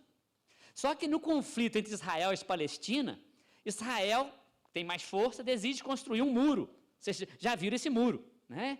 E esse muro foi traçado por Israel, sem perceber que aonde eles traçaram lá para passar o muro, tinha gente no caminho. E o muro ia passar exatamente no meio das oliveiras dessa comunidade. E ela é uma comunidade pacata, agrícola, de pessoas que têm consciência, porque discutem nas suas associações de moradores, né, os seus direitos, como mantê-los, etc. Então, eles começam a fazer bloqueios. Nós não vamos deixar. Por que o muro não passa mais para lá? Né? Por que tem que invadir o nosso espaço? A terra é nossa. Né? E pela força, Israel vai tentar passar o muro. E vem as máquinas e vai passando. E eles entram na frente, tudo passivamente. E aí ela, em viagem de turismo, não, e compra uma câmera e começa ali a fazer as filmagens e virou um filme interessantíssimo. Esse filme foi premiado em vários festivais. Por quê? Porque ela não só viu o conflito, mas ela mostrou de tal maneira esse conflito pelos olhos dos jovens. Porque os jovens vão ver os seus pais serem presos, sobretudo os homens, e as mulheres entram na luta, entram na frente das máquinas e não querem deixar o muro ser construído. E quando as mulheres são violentadas, são escorraçadas pelo exército de Israel, os jovens entram na luta, com tudo que eles têm, com pedras, com palavras e com a internet, que já tinha chegado. E aí isso espalha pelo mundo a notícia. E aí jovens israelenses, atenção, jovens israelenses, vão dar as mãos a esses jovens palestinos da Cisjordânia contra o exército deles, que era violento, que era muito mais bruto, etc. E aí a coisa vai mudar de figura. O muro poderia ser feito com diálogo, né? Não, gente, vamos conversar, não é assim. O muro passa por aqui, mas não foi feito. Depois de muita violência, de muita prisão, é que eles conseguem permitir que o muro, porque eles eram mais fortes, que o muro mude de lugar. Mudou alguns metros, para não estragar. E aí a coisa se espalha, a notícia, e outras comunidades vão se mobilizar com esse exemplo, porque foi divulgado. Né? Quando a gente conhece as experiências vividas, por exemplo, numa tribo indígena, você tem acesso a uma sabedoria, a uma tribo africana, a uma comunidade, aonde que tiver, cigana, etc., e você começa a refletir sobre aquela experiência, você traz para dentro da sua experiência como aquilo ali chega para nós. Por exemplo, no campo da afetividade, no campo da família, da sexualidade, se nós tivermos acesso às diversidades de formas que as pessoas criaram ao longo da sua história, de vivenciar isso, por exemplo, o Libânio falava conosco, não deixa de ler os clássicos da literatura. Nas aulas ele falava isso. Porque você tem acesso pelos personagens, como que eles lidam com o conflito, com a traição, né, com os altos e baixos de toda a relação familiar, toda a relação afetiva. Né, você tem ali uma experiência humanitária que te enriquece como pessoa. Vamos, estão pedindo aqui para a gente dar que outra pessoa cochilou, então vamos cantar? Vamos lá? Dá uma paradinha aí. Nós estamos transmitindo diretamente do Teatro da Universidade Católica de São Paulo, PUC, né, Pontifícia Universidade, o 28º curso de verão. O Edivard está desenvolvendo o tema de hoje. Nós vamos animar um pouco a turma. Você pode acessar e acompanhar aqui, ó. Tá vendo? Isso está sendo transmitido para o mundo. Tem uma mãe que está muito nervosa, que encontrou sua filha dormindo. E ela disse assim: eu não mandei minha filha dormir no curso. Depois você procura a Maria Ângela. Acho que é melhor deletar, porque senão a filha vai ficar triste. Deleta isso. A mãe está nervosa com você que está dormindo. Acabou o segredo, bicho, não dá mais. Aqui, ó. Então tá bom. Beleza, vamos cantar um pouquinho? Olha ali. Vamos. Vai lá, Maria.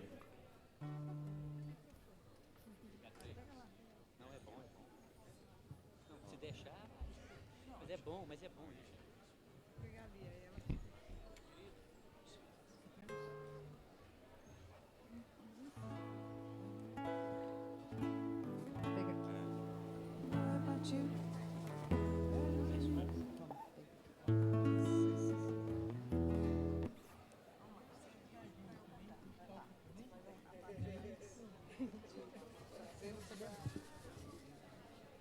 Ô, gente, vamos cantar o boi?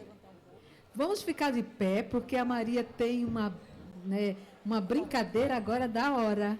Vamos lá, de pé, animados e animadas, para cantar o boi.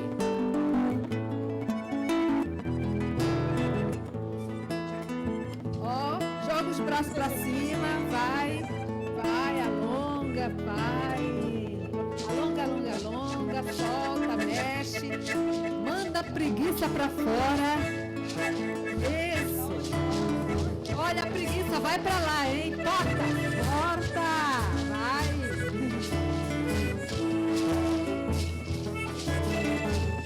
Vamos aprender primeiro, né? Vou repartir o boi para os amigos meus. Vou cantar o boi para os amigos meus. Vou repartir o boi para os amigos meus. Vou repartir os bois para os amigos meus. A parte da frente é para toda a gente. E da frente é para toda a gente. A parte de trás para quem reza mais. A parte de trás é para quem reza mais. A parte do meio é para quem não veio. A parte do meio é para quem não veio. A parte da mão é para os irmãos. A parte da mão é para o irmão. E o chifre de quem é para quem tá em pé. E o chifre de quem é para quem tá em pé.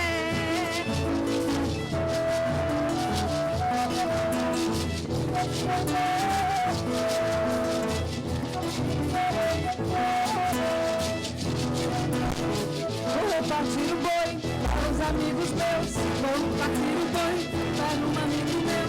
Vou repartir o boi para os amigos meus. Vou repartir o boi para os amigos meus. A parte da frente é para toda a gente. A parte da frente é para toda a gente. A parte do pé é só para mulher. A parte do meio é para quem não vê. A parte do meio para quem não vê. A parte do meio é para quem não vê. A parte da mão para o cristão. A parte da mão é.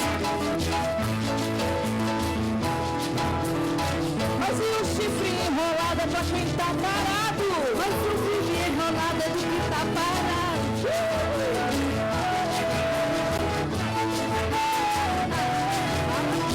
Vou repartir o boi para os amigos meus. Vou repartir o boi para os amigos meus. Vou repartir o boi para os amigos meus.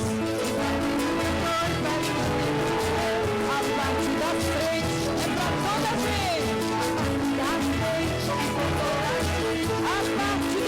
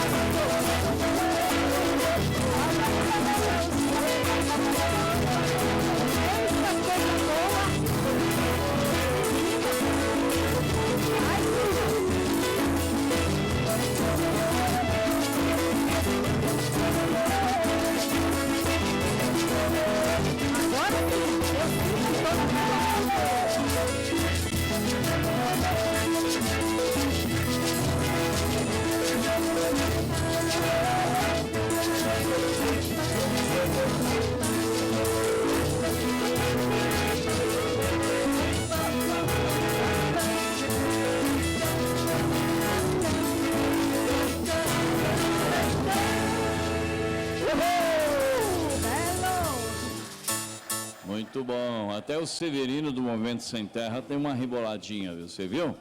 É.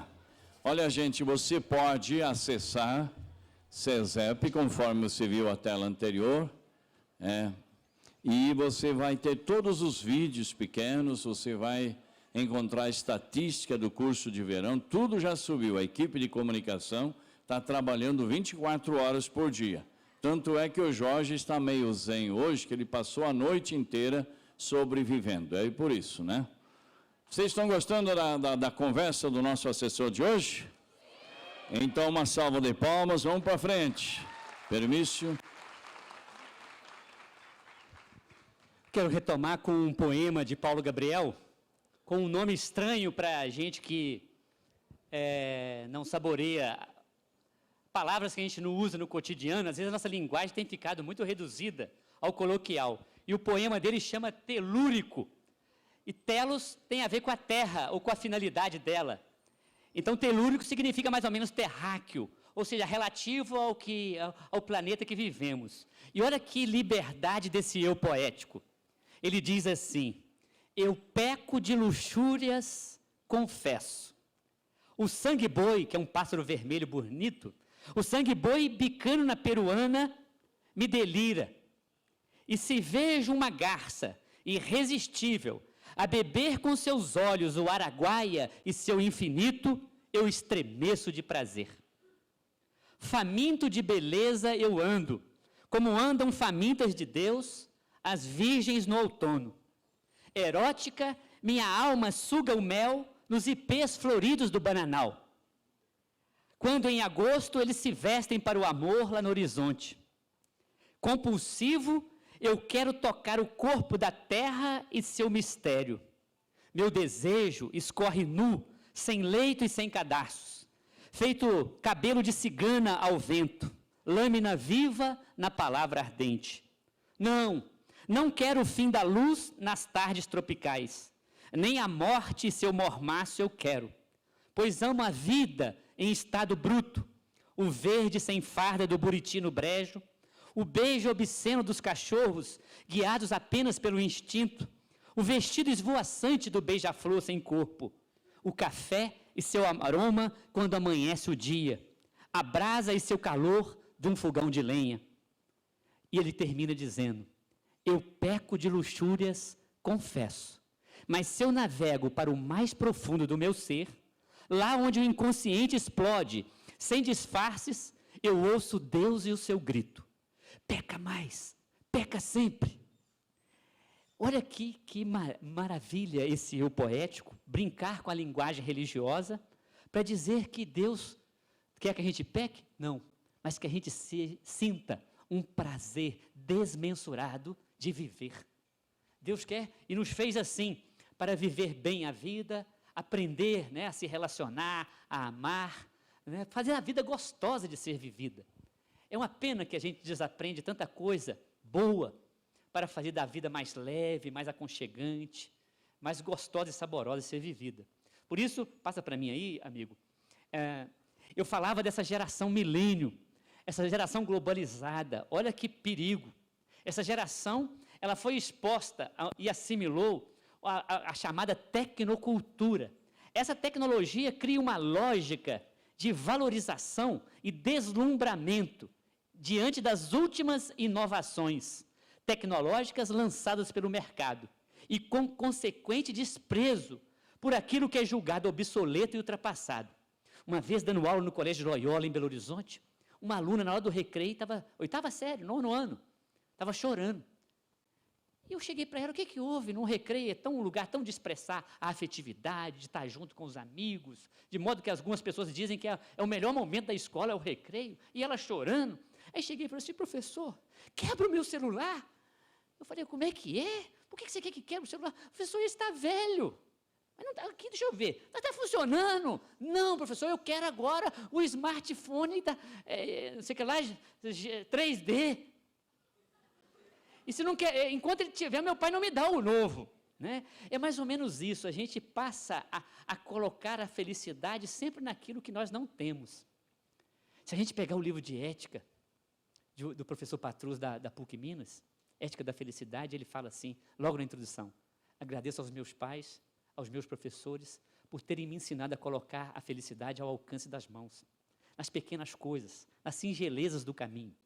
E eu tenho a impressão que, se a gente acolher essa ideia, nós vamos poder neutralizar essa pressão que uma sociedade de mercado faz para que a gente coloque a felicidade nas coisas.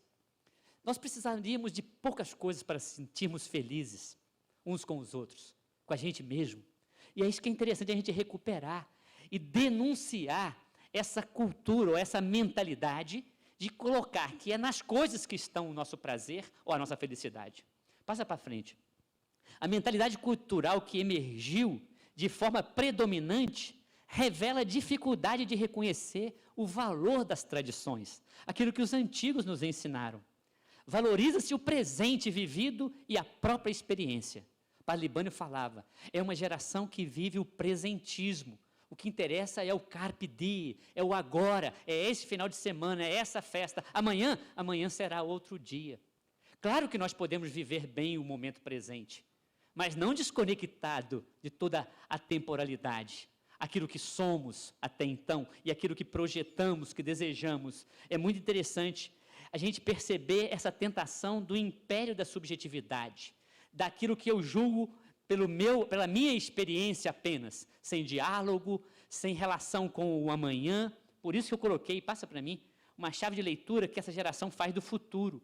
Se para o passado ela tem dificuldade de não olhá-lo como obsoleto, inclusive para olhar para as pessoas mais velhas, em vez de bem cuidá-las, de bem ouvi-las, algo tão prezado na cultura afro, né?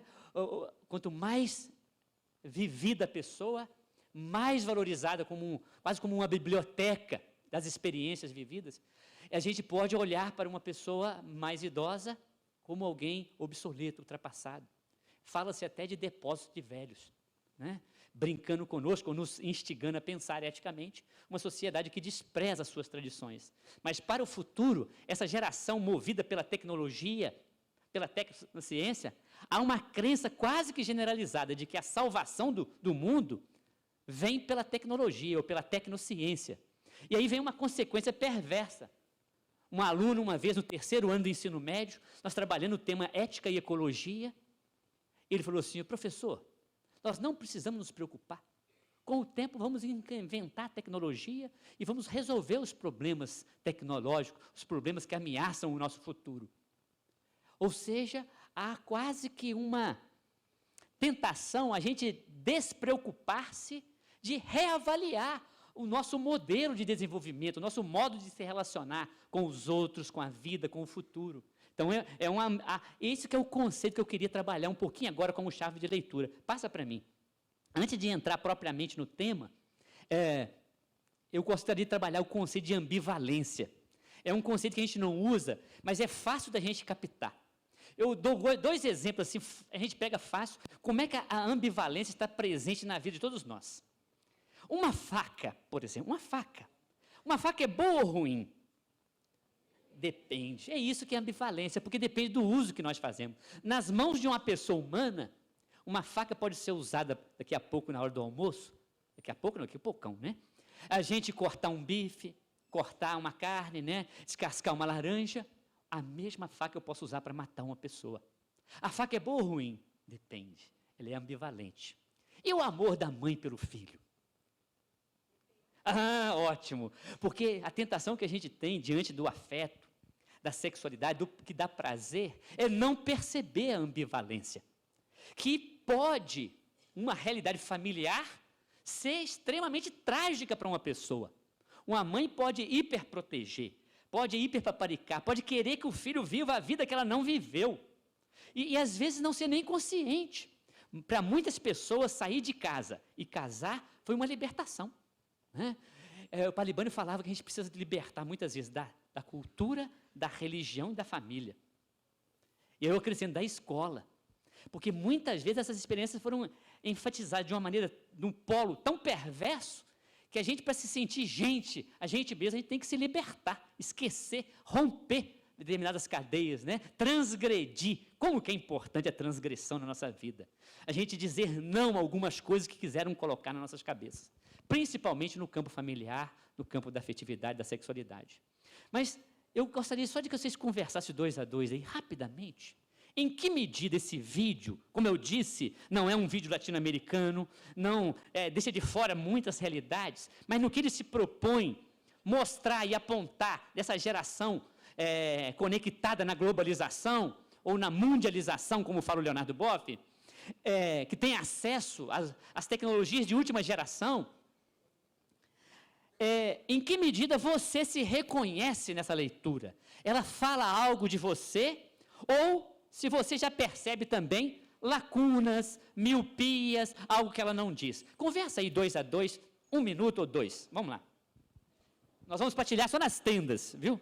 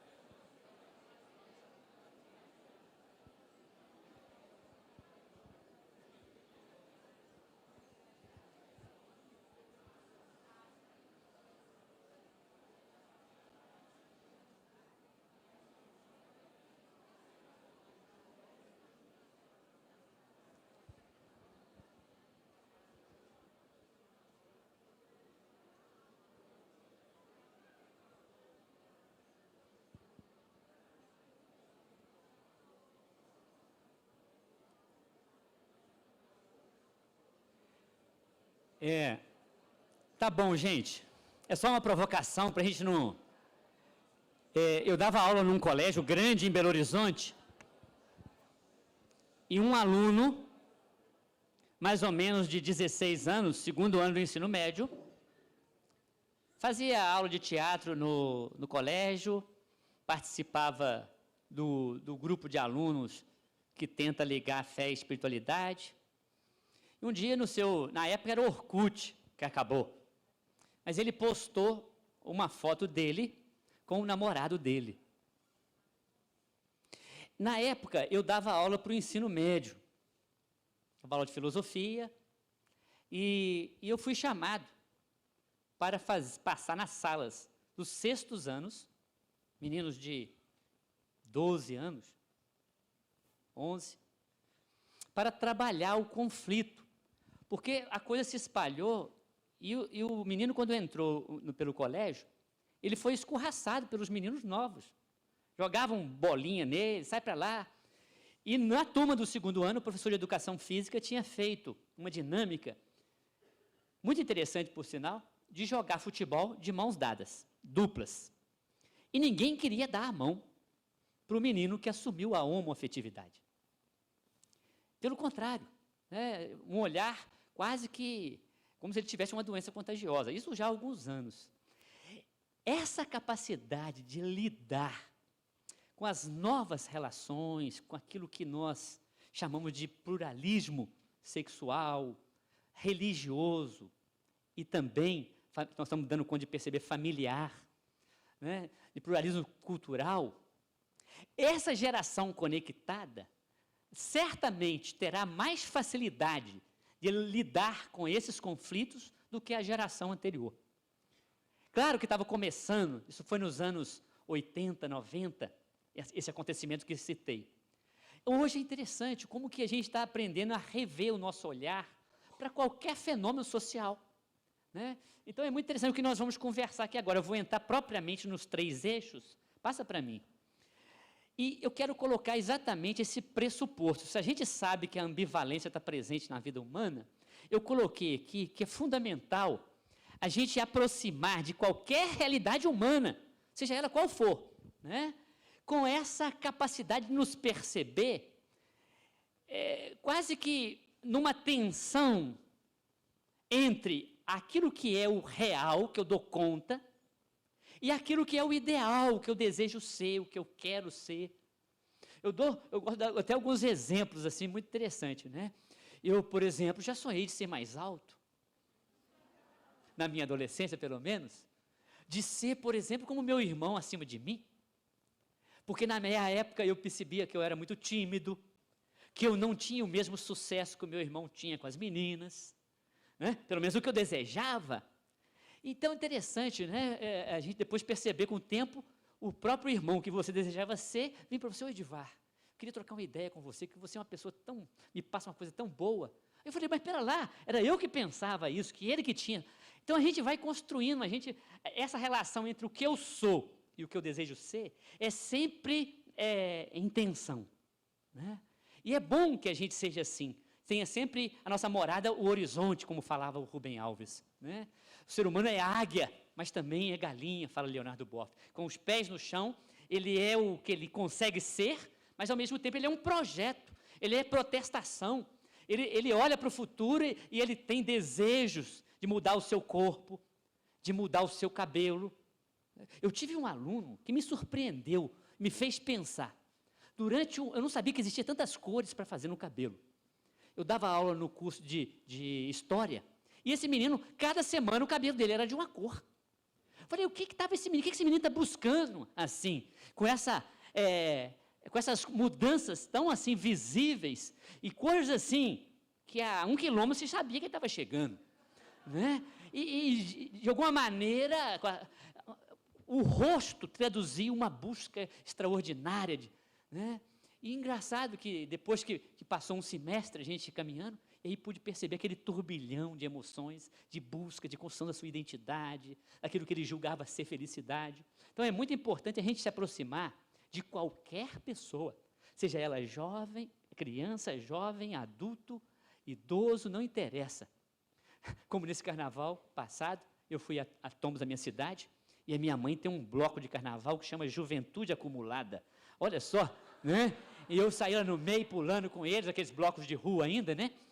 Mas aí, olha, e aí a minha mãe, numa conversa que tive com ela, falou assim: "Meu filho, a vida é tão boa, tenho 75 anos, eu estou aprendendo tanta coisa nova." Né? Então, é interessante a vida ter horizonte, assim, né? Metas a ser conquistadas, sonhos, desejos, nós somos movidos por isso. Mas nós somos real também, aquilo que a gente já dá conta de integrar, né? E a gente não pode fugir do real. E isso que é bonito, a gente conseguir esse equilíbrio nessa tensão. Numa relação, por exemplo, virtual, eu posso fingir ser o meu ideal. Mas numa relação concreta, durante muito tempo eu não posso enganar o outro. Eu posso, numa festa, fazer o papel de príncipe. Mas depois de uma semana, a pessoa pode descobrir que eu sou sapo. Então, como equacionar o que eu quero ser, esse ideal que eu carrego dentro de mim, e persigo e busco, e aquilo que eu dou conta, e como lidar com os meus limites, com os meus fracassos. É tão importante aprender a lidar com o fracasso, com a dor, com aquilo que eu não consigo, a frustração, do que com o sucesso.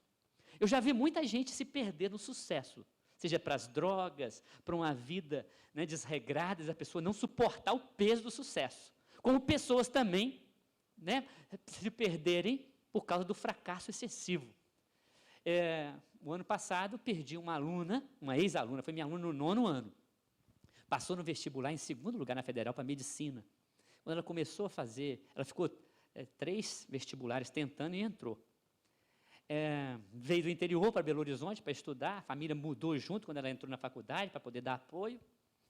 E ela, no 1º semestre, começou a sentir depressão. Quem entra no Facebook dela, agora tiraram do ar,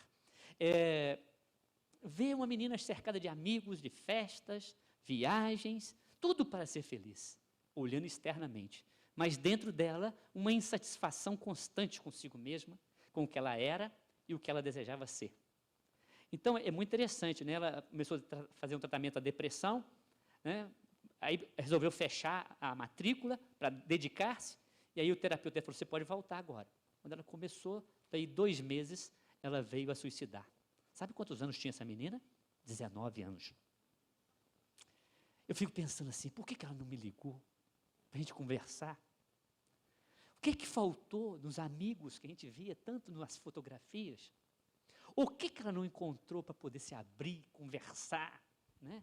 O suicídio é um tema importante da afetividade, daquilo que sentimos no mais profundo de nós. Como lidar com a nossa dor, né? Ou com a dor do outro, que a gente percebe na relação. Quando a gente começa a ter intimidade com a família do outro, com o que o outro é, com as suas relações, você começa a perceber que ali tem altos e baixos. E como que é bonito e importante a gente aprender a lidar com isso. Então, nós vamos conversar agora exatamente o pressuposto antropológico, a visão de ser humano é essa. Passa para frente, por favor. A condição humana é de um ser ambíguo. A gente não consegue ser sempre aquilo que a gente deseja, como eu disse. O ser humano é portador de um insuperável inacabamento. Uma insatisfação, uma inquietude. Ele tem sempre potencialidades quando lê um livro, quando faz uma viagem, quando conhece outra pessoa, né, quando aprende um jogo novo no computador, uma outra habilidade, aprende um outro idioma. A gente tem sempre potencialidades. Estão lá. Se a gente não toca, não trabalha, elas atrofiam. Então é muito interessante, nós estamos sempre aquém do que nós podemos ser. Portador de ricas possibilidades, insatisfeito consigo mesmo, repleto de desejos. Me lembro de um livro muito bonito que li do Rubem Alves, um dos primeiros livros dele, O que é Religião, onde ele fala, nós criamos religiões, criamos símbolos, criamos arte, nós fazemos música, dançamos forró, porque nós temos desejos infinitos. Nós somos muito mais do que nós conseguimos ser, né? Então é muito interessante essa contínua busca de sentido. Perder o sentido é dizer que a vida não vale a pena.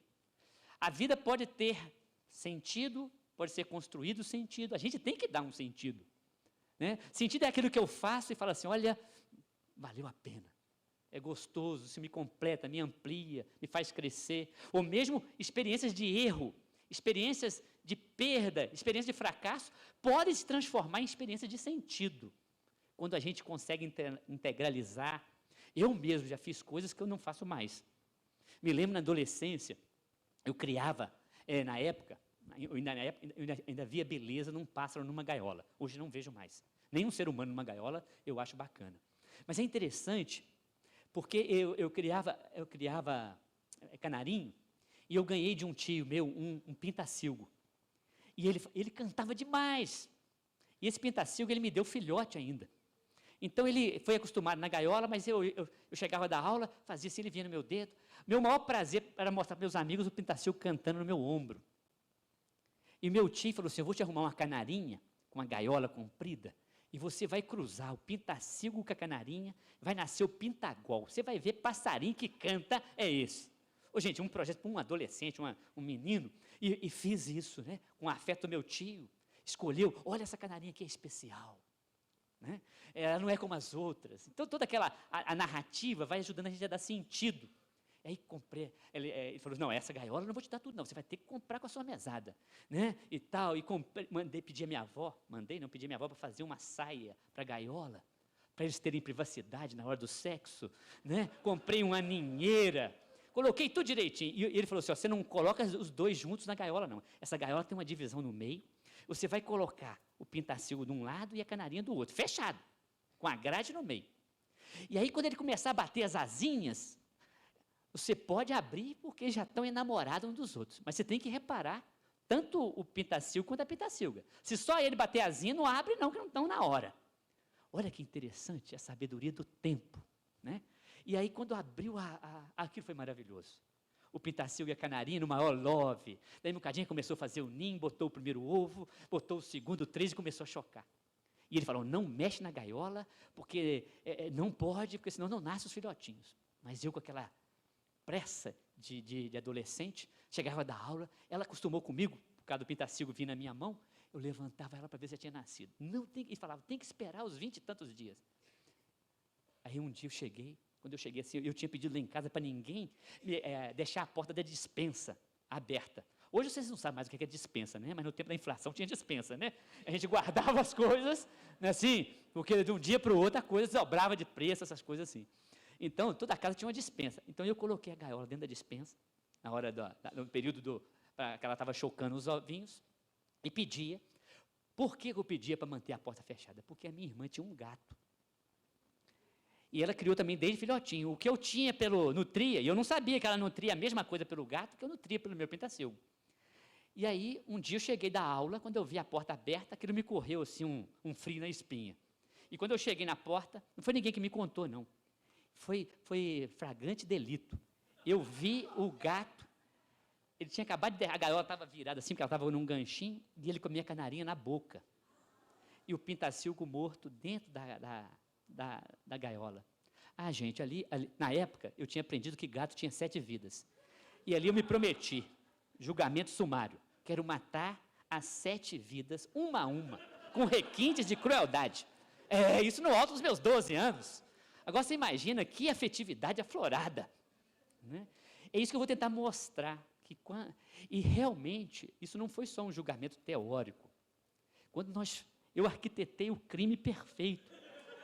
Quando todo mundo estava na hora do almoço, na casa da minha avó, na roça, né? Que minha mãe tinha aquele ritual de fazer o prato de cada um quando estava na casa dos meus avós, que eram muitos primos. E aí eu aproveitei aquela hora do almoço, chamei o Xaninho, era o gato da minha irmã. Vem cá, Xaninho. Shhh, vem cá, desgraçado. Ele veio. Eu já tinha arquitetado atrás do galinheiro da minha avó o lugar fatídico que eu ia matar 7 vidas. Um cupinzeiro, que era o meu vulcãozinho na minha infância, e as formigas cabeçudas tinham criado ali tomado posse. E eu já tinha colocado muita briga de formiga. Eu pensei assim, isso é afetividade desordenada. Mas eu queria vingar. Eu queria vingar a morte do meu passarinho. E aí foi interessante, porque eu coloquei ele dentro, já tinha feito barro, tudo premeditado. Quando coloquei ele lá dentro, tampei e coloquei barro, e eu escutava o gato lá dentro, e eu satisfeito. Sangue por sangue, né? Olha que interessante. E aí, nessa experiência, quando eu volto na infância, eu falo, puxa vida, quase que adolescência já, né? O que eu fiz à minha irmã, ficou de cama, Olha, é longa a história, só para resumir, isso me martirizou tanto a minha interioridade, quando eu comecei a aprender o significado e o valor da vida. Mesmo eu tendo dado para minha irmã um cachorrinho, ela ter me perdoado depois de 2 anos, eu não conseguia me perdoar pelo que eu fiz e não podia voltar. E é interessante porque minha vocação nasceu muito com a leitura de Francisco de Assis, a história dele. E o dia que a minha irmã ficou sabendo que São Francisco era o protetor dos animais também, na nossa cultura, ela falou assim comigo, você deve gostar de São Francisco antes da conversão dele, né? Porque você matou o meu gato. São Francisco jamais fazia isso. Mas nessa brincadeira toda, eu me lembro de ter confessado com o padre, pelo menos umas 5 vezes, esse mesmo pecado. Eu matei o gato da minha irmã, para ver se eu conseguia me sentir perdoado. Eu só consegui me sentir perdoado depois de que a gente vai aprendendo e a gente começa a ressignificar uma experiência trágica vivida. É por isso que a gente volta na nossa condição humana e tem que acolhê-la, né? E a gente perceber que muitas experiências vividas, por exemplo, uma aluna da PUC, ela foi violentada sexualmente aos 17 anos, uma manhã de sábado, por um grupo de rapazes que saíam da noite, bêbados, fizeram muito mal a ela. Ela, durante 2 anos, ela ficou se refazendo. Hoje ela tem uma ONG que trabalha, foi a forma que ela se curou, que trabalha apoiando pessoas que viveram a mesma violência que ela. Então é muito interessante como que é a vida de cada um de nós, né? Quando a gente descobre esses desejos que nos movem, o que dá sentido à vida, isso nós vamos ter que fazer sempre, o que de fato é felicidade para mim. Isso que eu estou sentindo feliz, é felicidade realmente? Porque o ser humano ele pode se sentir feliz com o pé no pescoço do outro. Eu me senti feliz quando eu vi o gato morrendo.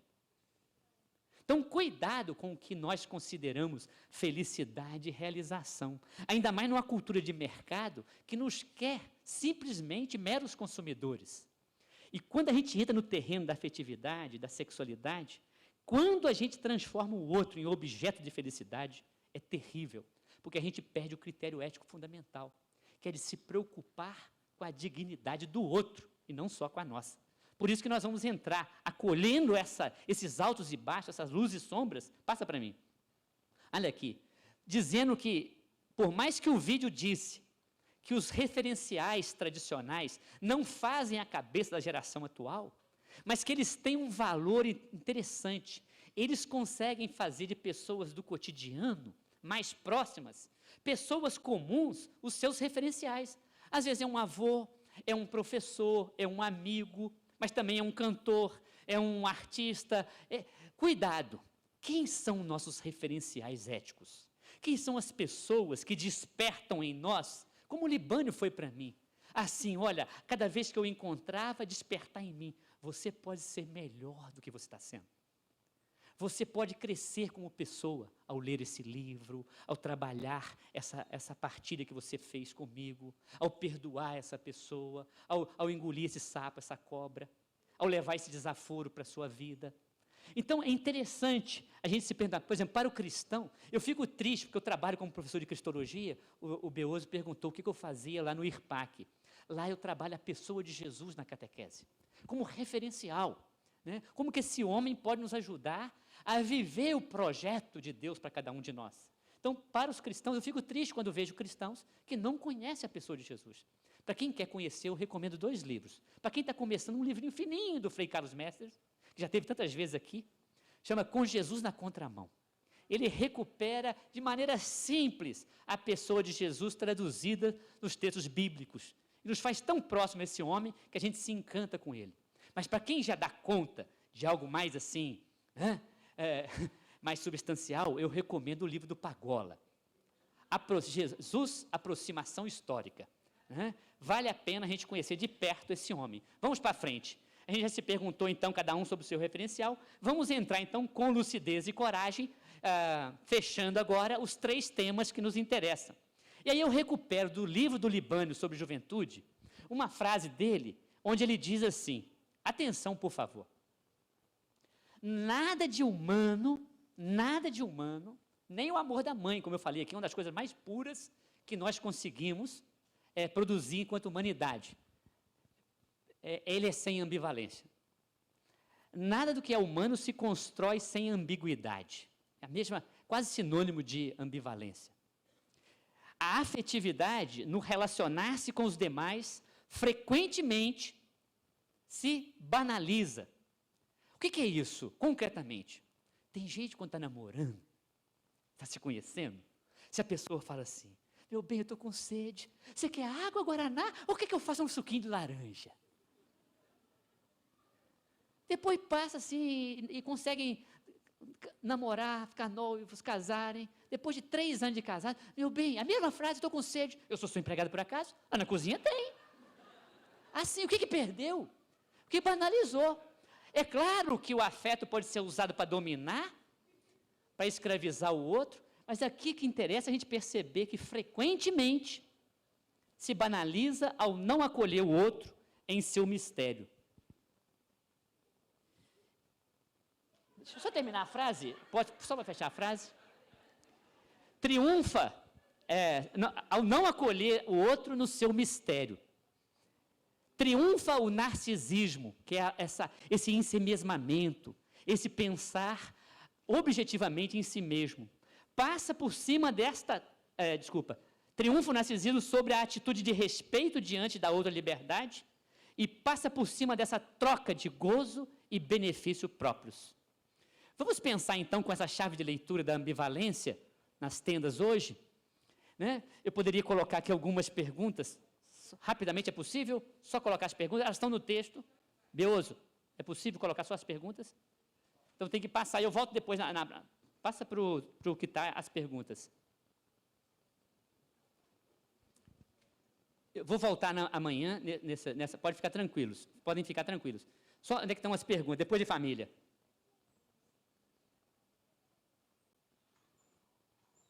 Pode passar. Aí, pode, isso. Eu gostaria muito que a gente conversasse em torno disso que nós partilhamos aqui de manhã, alguns fatores que auxiliam na conquista do equilíbrio afetivo. Para que exatamente a gente trabalhando, sabendo dessa ambivalência, a gente consiga lidar com ela, sem a gente transformar a relação no outro em algo dominador, ou algo ciumento, ou algo perverso. Depois de escrever condições básicas necessárias para a vivência da sexualidade, sem a gente fazer do outro objeto, sem a gente transformar a sexualidade em fonte de frustração na vida de uma pessoa. E aí uma pergunta, se hoje, depois de todos os tabus que foram quebrados, toda a liberdade que nós temos... Está no livro. No final da primeira parte. A geração de hoje, os jovens de hoje, se eles conseguem lidar melhor com a sexualidade, sem tabu, sem grilos, conseguem conversar com transparência sobre aquilo que os afeta, aquilo que os preocupa. Depois, se a realidade familiar que você vive, muitas pessoas falam assim, a família está em crise. Isso é verdade? Está certo ou está errada essa frase? Algo mudou? Ou a gente pode, de alguma maneira, ter outra consideração sobre isso? E se está certo, em que sentido eu percebo essa crise? E, por fim, se as redes sociais, vamos pensar aqui, todo esse contato com essa nova realidade das mídias, contribuem significativamente para o amadurecimento afetivo sexual dos jovens conectados. Se essa afirmação está certa ou errado, em que sentido sim, em que sentido não. O Libânio gostava da dialética, né? Em que sentido sim, em que sentido não. Ok? Desejo a todos uma boa conversa. Uma salva de palmas, obrigado, Edivaldo, por hoje. Continua amanhã. Nós encerramos aqui as transmissões via online do Teatro da Universidade Católica de São Paulo e prometemos voltar amanhã, a partir das 8 horas. Continue acessando. Pessoal, não é para sair. Há alguns encaminhamentos que interessam diretamente para a sua vida hoje. Se você sair desorientado, você continuará assim o dia todo. Tá certo? Então, mantenham-se aparentemente calmos. Espera aí a orientação.